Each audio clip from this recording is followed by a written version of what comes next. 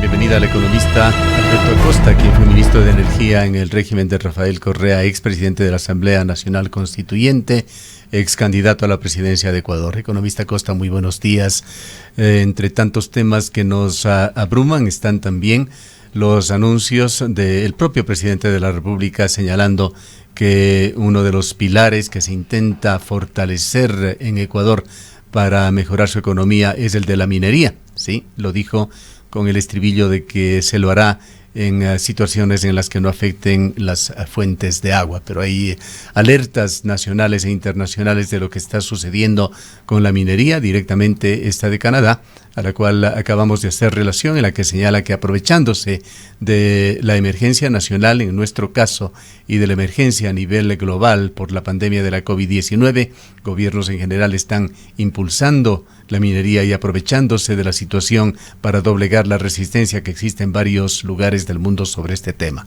Quisiéramos su opinión al respecto. Muy buenos días. Efectivamente, aprovechándose de la pandemia y de la recesión económica cada vez más aguda, el gobierno del presidente Lenín Moreno está planteando que la gran alternativa para salir de esta crisis sería la megaminería. Y además, señalemos que hay actividades mineras que han continuado abiertamente, no solo abiertamente, sino aprovechándose de la cuarentena, como aconteció hace un par de semanas en el noroccidente de la ciudad de Quito, cuando un grupo de mineros aprovechó que las comunidades estaban guardadas en su casa, encerradas en su casa, y entraron en el territorio. Esto, por un lado, y por otro lado, la pretensión del gobierno de abrir la puerta más y más a la megaminería. Recordemos que la megaminería entró al Ecuador con Rafael Correa y se impuso literalmente a sangre y fuego en algunos territorios. El caso de Nanquín, la provincia de Morona Santiago, el caso de Tundaime, la provincia de Zamora Chinchipe, el caso de Inta, la provincia de Imbabura, las mismas situaciones que se vivieron, estoy pensando en el gobierno anterior, en Río Blanco y también en el cantón Girón, relacionado a la mina que se conocía como de Quimsacocha, a la que, para engañar a la sociedad, sobre todo a la ciudadanía cuencana, se le denominó Loma Larga. Fueron casos en los que primó la decisión presidencial para imponer la megaminería, atropellando la ley y atropellando la Constitución. Eso no ha cambiado, continúa. Y ahora el gobierno está deseoso de llegar a ciertas negociaciones para obtener los recursos que dice son indispensables para enfrentar la crisis. Efectivamente, economista Acosta, muy buenos días. Lo que se ha anunciado desde el gobierno nacional es que ante las circunstancias que ha vivido el país frente a la caída en los precios del petróleo y toda esta crisis provocada por la pandemia de la COVID-19, una de las salidas que tendría Ecuador es avanzar de forma apresurada en el tema minero. Inclusive se conoció que fue ya aprobado el protocolo de las medidas de bioseguridad y de prevención de contagios para que este sector pueda ya lo antes posible entrar a laborar nuevamente. Pongamos algunas cifras para tratar de comprender qué es lo que está ofreciendo la minería. Los datos que voy a usar son todos oficiales, obtenidos o del gobierno o de las propias empresas. La megaminería estaría en el país, al menos con los proyectos que tenemos hasta el momento, unos 50 años. Hay proyectos de 7 años, hay proyectos de 12, 14 años, otros de 30 años, hasta 50 años. En ese lapso de 50 años se obtendrían, cifras oficiales, un monto por exportaciones, no quiere decir ingreso para el Estado, exportaciones, 132,000 millones de dólares. Eso habría que comparar con lo que fue, por ejemplo, el boom petrolero. Solo el segundo boom petrolero, del 2007 al 2018, le dejó al Estado ecuatoriano, mejor dicho, no le dejó al Estado ecuatoriano, representó exportaciones por 119,000 millones de dólares. Esto quiere decir que la minería no ofrece la misma potencialidad de ingresos de divisas que lo que nos dio el petróleo. Y no es que esté defendiendo yo al petróleo, de ninguna manera. Tiene graves problemas sociales y ambientales, la megaminería, mucho más que eso. Pero aquí viene lo interesante. ¿Cuánto le queda al Estado ecuatoriano de esos 132 mil millones de dólares? ¿Cuánto le quedaría?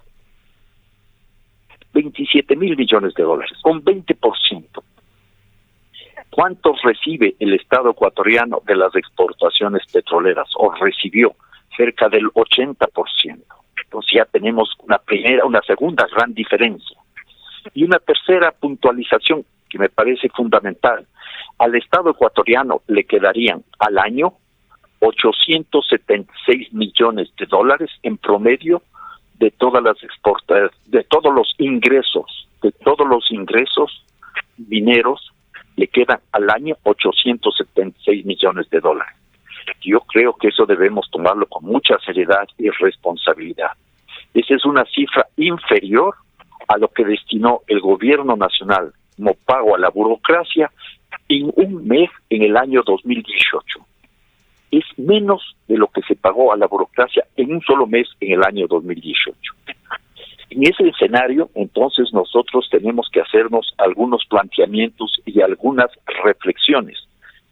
¿Conviene dar paso a una explotación que va a poner en riesgo, por ejemplo, las fuentes de agua?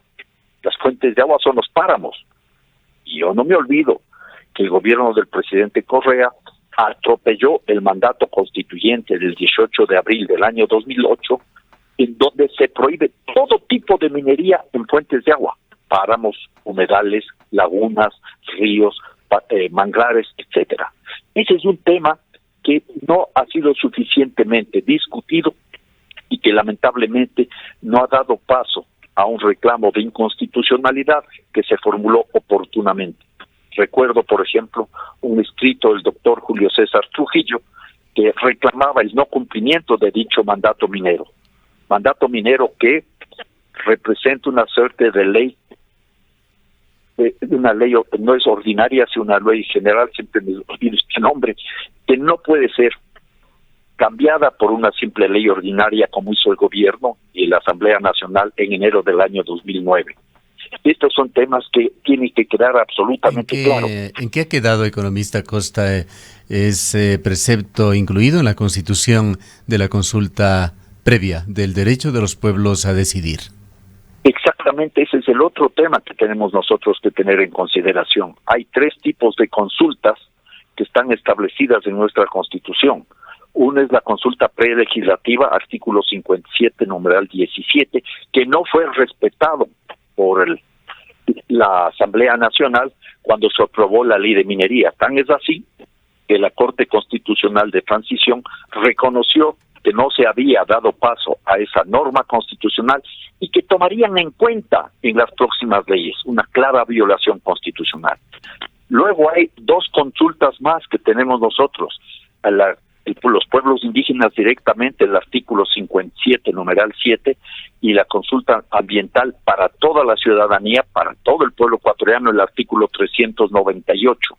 Esas consultas previas, libres, informadas, no han sido la norma en ningún proyecto minero y no se ha logrado que se aplique la ley y la Constitución. Este es otro tema importante. Y luego hay la otra consulta que no nos quieren permitir usar de una manera generalizada como establece la Constitución. La consulta establecida en el artículo 104 para cualquier asunto de interés, claro y preciso. Esa es la consulta que se realizó en Girón el 24 de marzo del año pasado.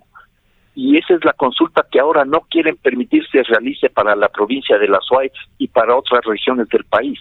Ahora vayamos, economista Costa, al tema coyuntural de la COVID-19. No menos importante, pues aquí estamos hablando de vidas humanas.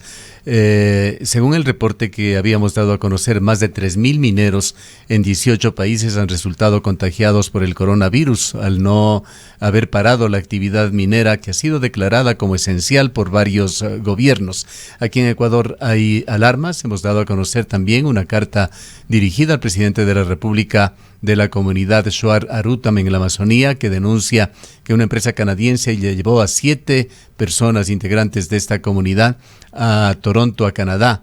Y el saldo fue el contagio, 2 fallecimientos de personas relacionadas con quienes viajaron y 8 contagios. Y hoy hemos transmitido algo que recorre desde ayer las redes sociales, otro llamado de alarma del jefe de una comunidad Shuar, Kuamar, quien enfermo, evidentemente, por la forma en la que habla y las dificultades para hacerlo. Además, el ruido ambiental da cuenta de otras personas contagiadas. Ha señalado que hay por lo menos 7 comunidades cercanas a la suya que se encuentran afectadas por la COVID-19. El tema es muy delicado, pues muchos lugares donde se desarrolla o pretende desarrollar esta actividad se han convertido en puntos de contagio de la pandemia. Según analistas, la falta de pruebas del virus y de vigilancia podrían significar una alta mortalidad en estas zonas. Sí, efectivamente, esa es una cuestión dramática. ¿Cómo no se tomaron las medidas oportunas para impedir que sigan ese tipo de actividades que, como estamos viendo, se acaba de mencionar este informe que me parece suficientemente claro y decidor, está poniendo en riesgo la vida de miles de personas? La cifra de este informe nos habla de más de 3,000 trabajadores en campos mineros que están contagiados con el coronavirus, con el COVID-19. Imaginémonos cuál es la realidad de esa gente golpeada en situaciones dramáticas, esas comunidades indígenas abandonadas. Y aprovecho para hacer una mención en relación a la vida tan complicada que están sufriendo otros grupos indígenas no afectados directamente por la minería, sino por el petróleo. En los primeros días de abril se rompieron los oleoductos y se rompió el gasoducto, y el poliducto, y eso ocasionó un tremendo derrame petrolero, más de 15,000 barriles, unos derrames más grandes de los últimos 15 años, que están afectando a más de 100,000 personas en la Amazonía. Por un lado, la pandemia del coronavirus, por otro lado, la pandemia de los derrames petroleros, que son cotidianos en la Amazonía ecuatoriana. Esas son cuestiones que tenemos que tener en cuenta. Sobre todo, quienes vivimos en la ciudad tenemos que reflexionar de dónde y cómo se están obteniendo ingresos que, en primer lugar, como he demostrado y puedo demostrar para cada uno de los proyectos, no justifican de ninguna manera, ni siquiera en términos económicos, lo que se va a hacer. Le voy a poner un ejemplo muy claro. En el proyecto Mirador, que es un proyecto que está en marcha y donde se sigue trabajando a pesar de la pandemia del coronavirus, ahí podemos ver nosotros lo que significa el gigantismo minero. Cuando termine la actividad minera ahí, quedará una cantidad enorme de desechos sólidos, se estima 438 millones de toneladas, equivalentes a 5 panecillos de la ciudad de Quito. Desechos sólidos altamente contaminantes, y quedarán desechos en calidad de lodos, una suerte de tóxico, de un cóctel tóxico venenoso por 491 millones de metros cúbicos, equivalen a 3 lagos San Pablo de la provincia de Imbabura. Y estos proyectos, este concreto demanda una cantidad de agua enorme por la que no están pagando, 250 litros por segundo, equivalen a 8 piscinas olímpicas al día, 21 millones de litros de agua al día, lo que consume la ciudad de Ibarra. Esto es lo que tenemos que abordar. Y ahí tenemos entonces que comenzar nosotros a hacer las reflexiones. Si calculamos el costo de reparación de todos los impactos que va a provocar la mega minería, desaparecen las maravillosas oportunidades para el Estado ecuatoriano. Recuerden que al inicio hablaba yo de que al Estado ecuatoriano en 50 años le queda una cantidad de 27,000 millones de dólares, un promedio anual de 876 millones de dólares. Si calculamos con una cifra muy baja que utilizan algunas empresas mineras, el valor de 2.88 dólares por tonelada, desaparece la mitad de esos ingresos, porque quedarían en 14,000 millones de dólares. Si calculamos a 5 dólares, ya no tenemos ninguna ganancia. Y si ponemos un valor mucho más alto para tratar de restaurar la naturaleza como ordena la Constitución, de 10 dólares por tonelada, estamos en deuda.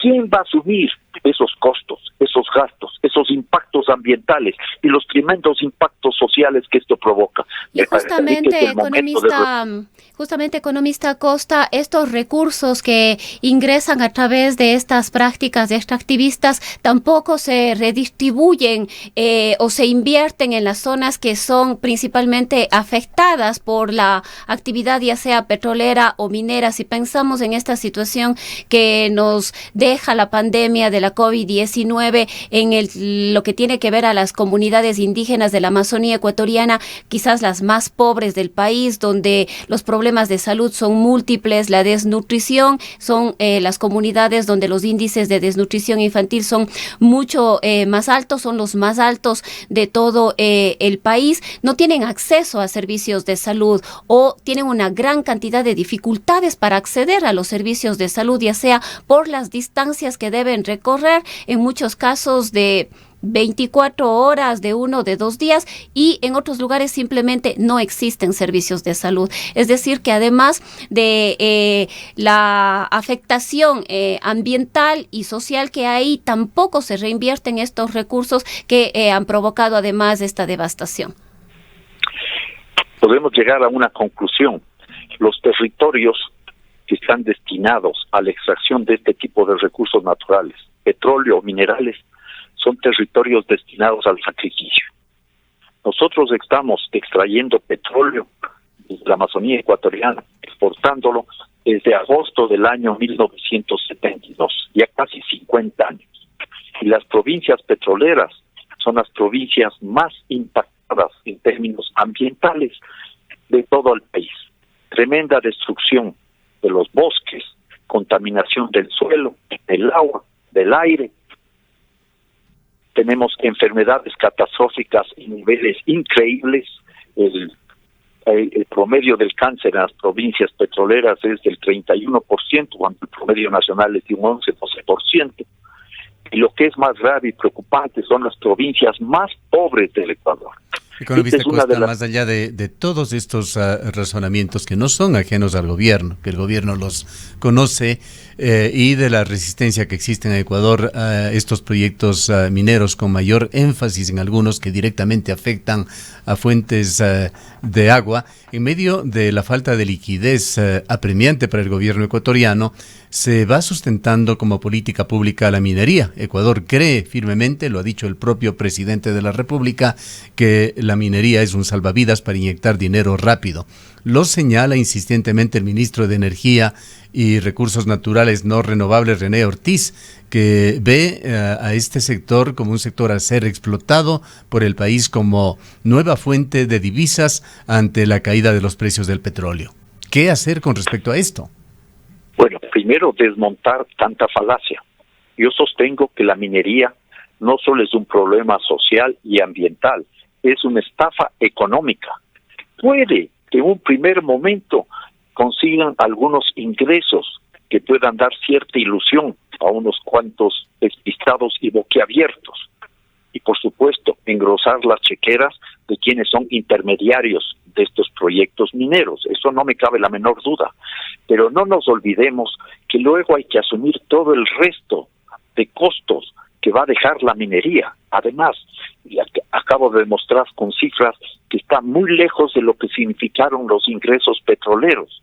Yo creo que hay que estar muy atentos a lo que está sucediendo. Entonces, hay que demostrar todas estas aberraciones constitucionales y jurídicas, sociales y ambientales, y también económicas. Por eso es importante impulsar las consultas populares y que sea el pueblo ecuatoriano el que decida si acepta o no la megaminería, pero en primer lugar que se cumplan los mandatos constitucionales, empezando por el mandato constituyente del 18 de abril del año 2008, que prohíbe minería en toda fuente de agua. Ese es el punto de partida. Y alrededor de eso, naturalmente, hay que estar atentos, porque el gobierno del presidente Moreno, aprovechándose de la pandemia, no solo que tolera que continúen las actividades mineras, sino que quiere introducir una serie de cuestiones que no pudo hacerlo antes. Ya eliminó los subsidios a los combustibles, sin criterios sociales, sin criterios ecológicos, sin criterios productivos, solo porque están pensando en los ingresos que eso va a provocar en muy pocos meses apenas se recuperen los precios del petróleo en el mercado internacional.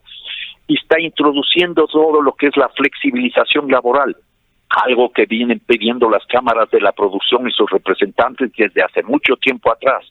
Está haciendo realidad ahora la ampliación de la frontera megaminera, que es lo que introdujo Correa, y Moreno, como su gran señor, está impulsando cada vez más esta situación. El pueblo ecuatoriano tiene que estar muy atento, porque alternativas a todo eso sí hay. Recursos económicos se pueden conseguir, y el asunto que se requiere aquí es tener claridad y voluntad política.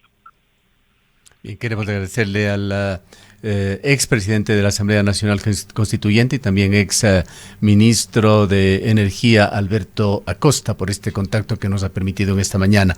Enorme preocupación por el tema minero y también un tema coyuntural relacionado con la COVID-19. Varias comunidades del oriente ecuatoriano, aquí en la cercana provincia de Morona, Santiago, han sido denunciadas en las redes sociales por líderes de la comunidad.